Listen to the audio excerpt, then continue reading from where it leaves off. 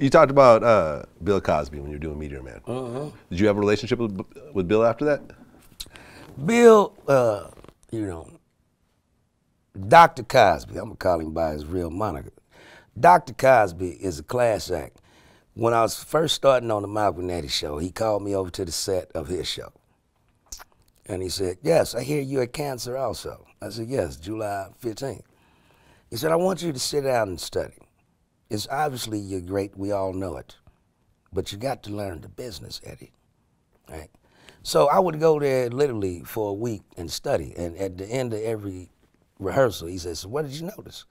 I said, I noticed you would take the script, put it up on his feet, and then bring it to life, but add in your flavor. You didn't go just by the script. You knew the map, but you got there your own way, because once you get it on your feet and you actually interplaying with the other actor, other shit's gonna come out. Yeah. Right? The small little nuances that you can't write, a certain look, you know what I mean? A hand gesture, shit like that, right? So I'm watching that, and he was smoking study, his little stogie nigga, and laugh afterwards. Yeah, it's smart, he's smart, I like that. You know, we need more with brains, right? So, which helped me, you know, transitioning from just stand-up where I could say whatever the fuck I want to say. And then they had this little nigga off the streets, you know, $100,000+ a fucking week, and then put constraints on the motherfucker. I felt like I was handcuffed every motherfucking week on that show. It was a living hell for me. So, but you know, Dr. Cosby helped me out with that shit. What do you think, you know, your take on what happened with Bill Cosby, with the allegations and everything else like that? Look, first off, you have to remember this was in the 70s, all right? I'm old enough to remember the 70s. The 70s is a different time, all right? The 70s, motherfuckers all had Coke spoons around their fucking necklace. You go to the damn disco, nigga, the line is laid out on the table. Toot, toot, all right? Yeah. When you want to level out after a hit of cocaine, you get a Quaalude, all right? Yeah. So did he rape these bitches? All of them said the same thing. We went to the room. Why would you go to the room of a known married man? Right. Number one. Meaning they're down to fuck anyways. Why would you go to a room, a hotel room, of a known married man?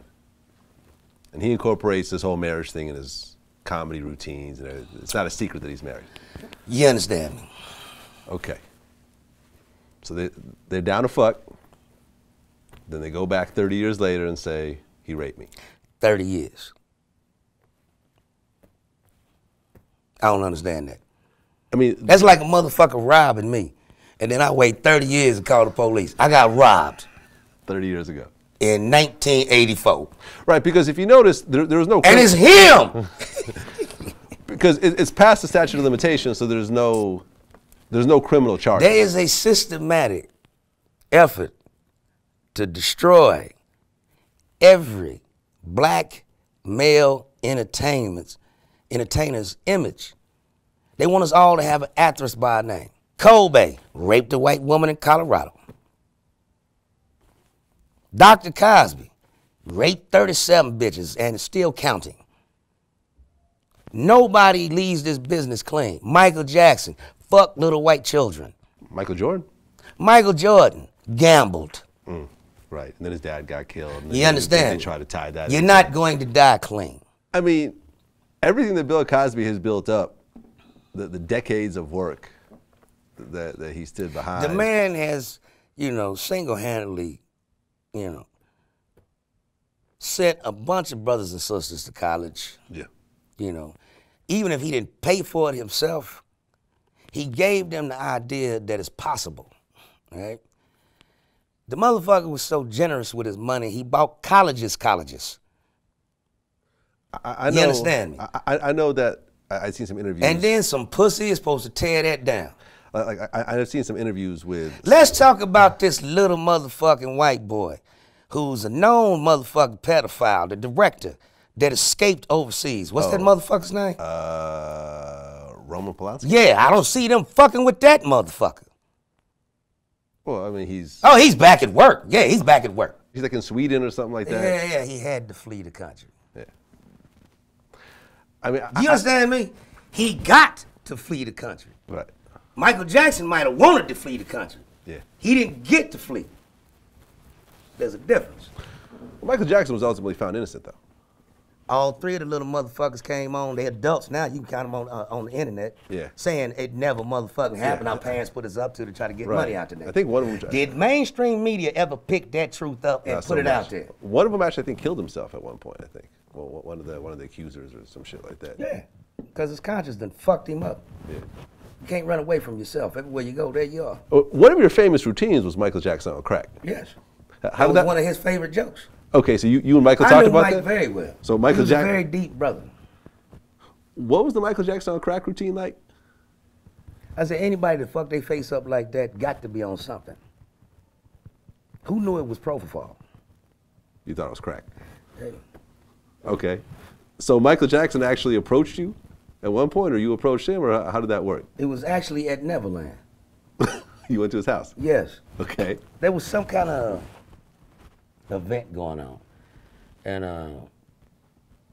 I knew a friend of the family.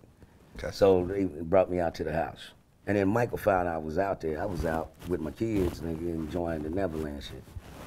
So one of the dudes came out and said, Mr. Jackson would like to meet you. I think they talking about Joe. I know Papa Joe from out here in Vegas. You know? Mm-hmm. So I thought it was talking about Joe. He's like, no, Michael wants to meet you. I'm like, nigga, shit. Man. So I'm nervous like a motherfucker, nigga. I'm like, shit. You've been talking shit about it. Yeah, huh? did you see the joke and shit? So he has a healthy sense of humor. He said that's one of my favorite jokes. So anyway, we got to talking and found out we both got elastic imaginations and shit, you know. And first time we met, second time was in Miami. He was out there recording or something, and it was like a 5-6-star hotel. And we walked in this motherfucker. Michael rented out 6 floors. Okay. Nobody can get close to this nigga. Right. Never comes in the front door, always comes in the service entrance. So, me and Damon Coke Daniels, we wrote My Baby Daddy together. Mm-hmm. So I take him out there because we're gonna do the script. So we open the door, and I'm expecting security to be there, right this way, Mr. Jackson. Michael opens the door. He had the tape on his nose. He's like, yeah, come on in. Coke just sitting there. Can't move. I'm like, nigga, come on in. So Michael's sitting on the bed. He's like, you want something to drink? I said, yeah, I'll take some champagne. You know, Coke, like, I just have some water. He's nervous, can't even talk right. So anyway, we got to bouncing ideas and shit. And my brother runs out the room. He like, nigga, I can't believe it. Y'all motherfuckers is finished each other's sentences and shit. So Michael's like, sit on the bed. I'm like, nigga, that's how you got in trouble. Sit on the bed. Oh, so you're making pedophile jokes. Like a motherfucker. And how is he taking those jokes? He's a real nigga. I think the reason he liked me because I would just talk to him like a regular person. Right. A lot of people around him would just kiss his ass. Yes, Mr. Jackson, yes. I'm like, nigga, you ain't the only motherfucker that can moonwalk. You know what I mean?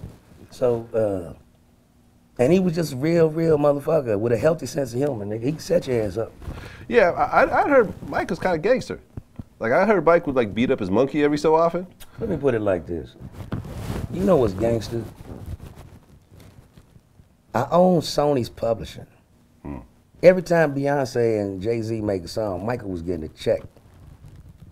I bought the Beatles. Yeah. While I'm doing the video with the Beatles. That's gangster. Right. Michael walks into Paul McCartney. If you're gonna sell the Beatles, how much you sell them for? Oh, I don't know, about 60 million. Wow, that's a lot of money. That motherfucker go right to his trailer, get his people on the phone. Paul don't find out till the next fucking day Michael done bought the Beatles. That motherfucker come on and say, how can you buy Beatles? How can you buy Beatles? He said 60, I gave you 64. That's a lot of money. The girl is mine. Your publishing's mine. This nigga's a gangster, nigga. Michael Jackson was gangster. You don't make $1 billion being no punk motherfucker. Yeah. I remember I had this long conversation with Ronnie Newt. You know who that was? Newt. Ronnie Newt was well, he was a gangster from the Bay Area, but he had a group called the Neutrons. I remember the Neutrons. Yeah, the Neutrons. Those were his kids, actually. All right. And I remember he was originally, I think, signed to Joe Jackson, so he was around Michael Jackson. He had pictures of, he was wearing the glove at his house and stuff like that. And I remember he showed me this picture. He said, listen, this is a picture of my son at Michael Jackson's house in his underwear. I took this picture myself. They tried to pay me $100,000 to say that Michael Jackson molested my son, and use this picture as evidence. Mm-hmm. I said, let me tell you something. Michael Jackson molested my son, I would have killed Michael Jackson. Michael Jackson never touched my son. Nigga, and Bubbles. Yeah. Yeah. Nobody would have made it. Yeah. Mm-hmm. So, he said all that was bullshit. I knew that from Jump Street. I was the only celebrity that went to court with the nigga the first day. Mm. Yeah. You actually went to court with him Yes, I did. during the whole...